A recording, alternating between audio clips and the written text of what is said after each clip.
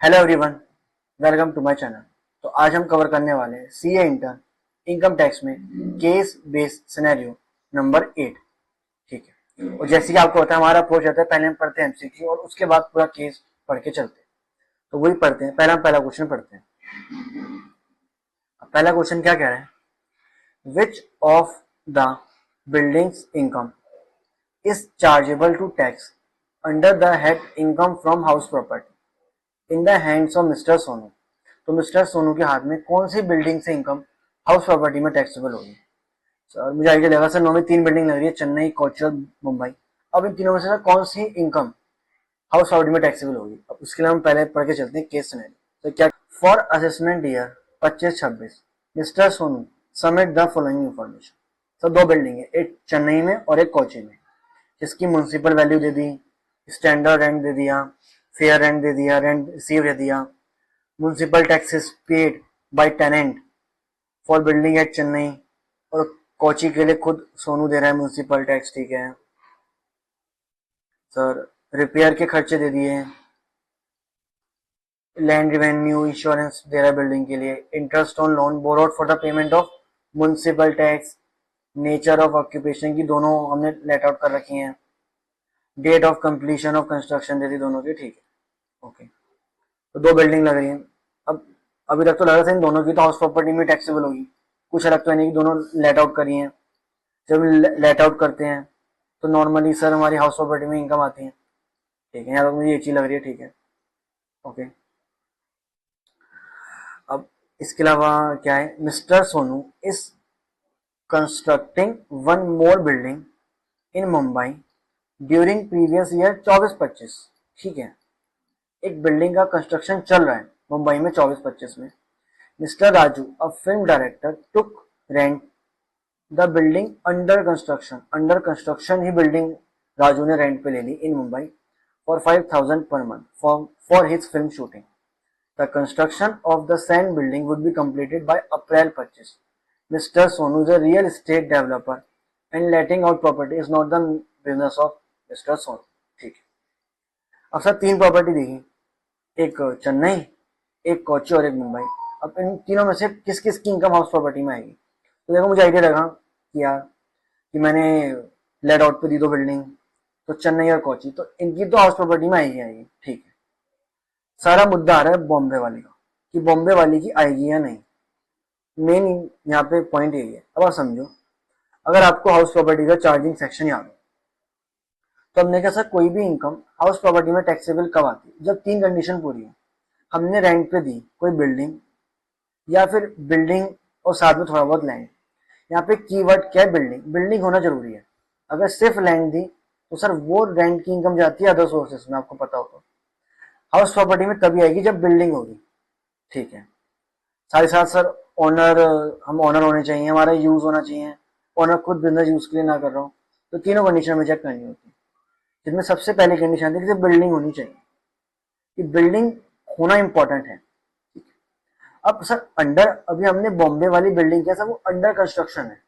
Under construction मतलब building तो अभी है ही नहीं। बिल्डिंग मतलब एक बिल्डिंग बनी हो, सर वो तो अभी है ही नहीं, वो तो भी काम चल रहा है, अभी अंडर कंस्ट्रक्शन है। तो क्या अंडर कंस्ट्रक्शन को हम बिल्डिंग मान सकते हैं? तो नहीं, अंडर कंस्ट्रक्शन को हम एक बिल्डिंग नहीं मान सकते, क्योंकि बिल्डिंग है थोड़ी। तो सिंपली मतलब है, जो बॉम्बे से सर मेरी कमाई हो रही है अंडर कंस्ट्रक्शन पे, वो हाउस प्रॉपर्टी में नहीं आ सकता। सर क्यों नहीं आ सकता? क्योंकि वहां पे बिल्डिंग नहीं है। और बिल्डिंग क्यों नहीं? क्योंकि अभी अंडर कंस्ट्रक्शन है, बिल्डिंग तो है ही नहीं अभी। जब फ्यूचर में बनेगी तब आएगी शायद, पर अभी नहीं है। तो इसलिए मींस हाउस प्रॉपर्टी में नहीं आ सकती मुंबई वाले की इनकम। तो मुझे इसका जवाब क्या मिल गया? सर सिर्फ चेन्नई और कोची वाले की आएगी हाउस प्रॉपर्टी में, मुंबई वाले की नहीं आएगी। तो इसका आंसर होगा सी। सर डी क्यों नहीं होगा? आइडिया लग गया? क्योंकि सर मुंबई तो अंडर कंस्ट्रक्शन प्रॉपर्टी है, अगर कंस्ट्रक्शन पूरा होता तो आती, बट अंडर कंस्ट्रक्शन है इसलिए यहां से जो इनकम आ रही है वो हाउस प्रॉपर्टी में टैक्स में नहीं होने वाली है। ठीक है, अगला question, which of the following payments or expenditure is allowed as deduction while computing income under the head house property in respect of building Chennai and Kochi? ठीक है, असल आपको पता हो कि जब भी हम हाउस प्रॉपर्टी की इनकम निकालते हैं तो देखो बेसिकली हमें सिर्फ दो तीन खर्चे अलाउड होते हैं, मीनिंग दो खर्चे अलाउड होते हैं। कौन कौन से सर? सब देखो आप समझो, सबसे पहले हम निकालते हैं जीएवी, इसका अलग प्रोसेस होता है। ठीक है, उसके बाद हम माइनस करते हैं म्युनिसिपल टैक्स जो पेड हो बाय ओनर, म्युनिसिपल टैक्स जो एक्चुअल में गवर्नमेंट को पेड हो, कौन पेड करे, ओनर, वो माइनस करते हैं। फिर एनएवी आ जाती है, तो 30% माइनस करते हैं तो हर केस में होता है, ठीक है। और हम माइनस करते हैं अगर हमने कोई लोन ले रखा है किसके लिए, for building, for construction, acquisition या फिर रिपेयर्स के लिए, बिल्डिंग के लिए, तो उस पर जो लोन पे ब्याज है वो, तो नॉर्मली हाउस प्रॉपर्टी में सिर्फ दो ही खर्चे आउट होते हैं, एक तो म्युनिसिपल टैक्स और एक इंटरेस्ट ऑन लोन। इसके अलावा सर कोई और खर्चा आउट होता ही नहीं, ठीक है। अब आपने ध्यान दो, हमने बहुत सारे खर्चे दिए थे कि हमने इंश्योरेंस पे करा, लैंड रेवेन्यू पे करा, सब करा। मुझे बता सर कोई खर्चा आउट नहीं होगा, सिर्फ दो खर्चा आउट होंगे, एक तो म्युनिसिपल टैक्स और एक इंटरेस्ट ऑन लोन। अब देखते हैं इसमें भी क्या सीन है। देखो, interest on loan borrowed for the payment of municipal tax, अरे गलत हो गया। अगर मैं लोन लेता बिल्डिंग को कंस्ट्रक्शन या फिर एक्विजिशन या फिर रिपेयर्स के लिए तो उसका ब्याज अलाउड होता, बट क्योंकि यहाँ पे मैंने क्यों लिया म्युनिसिपल टैक्स पे करने के लिए, तो ये इंटरेस्ट भी अलाउड नहीं होगा।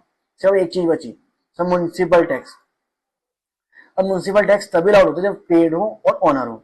अब सब पेड तो हैं, but by tenant at Chennai, Chennai वाले में सर टेनेंट ने पे करे हैं, ओनर ने तो पे करे ही नहीं, मतलब ये तीन यहाँ भी अलाउड नहीं होंगे।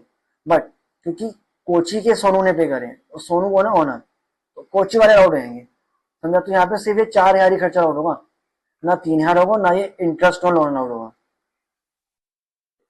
अब इसमें आप ध्यान दो, तो क्या आंसर सही होगा, तो उसमें क्या अलाउड होगा, क्या municipal tax paid by Sonu और रामू, नहीं। म्युनिसिपल टैक्स सर बाई खर्चे भी अलाउड होते हैं, नहीं। सर दोनों अलाउड होते हैं, इंटरेस्ट या रिपेयर, नहीं। सिर्फ एक खर्चा अलाउड होगा, ओनली म्युनिसिपल टैक्स जो पेड करें बाय सोनू, तो उसका आंसर होगा सी।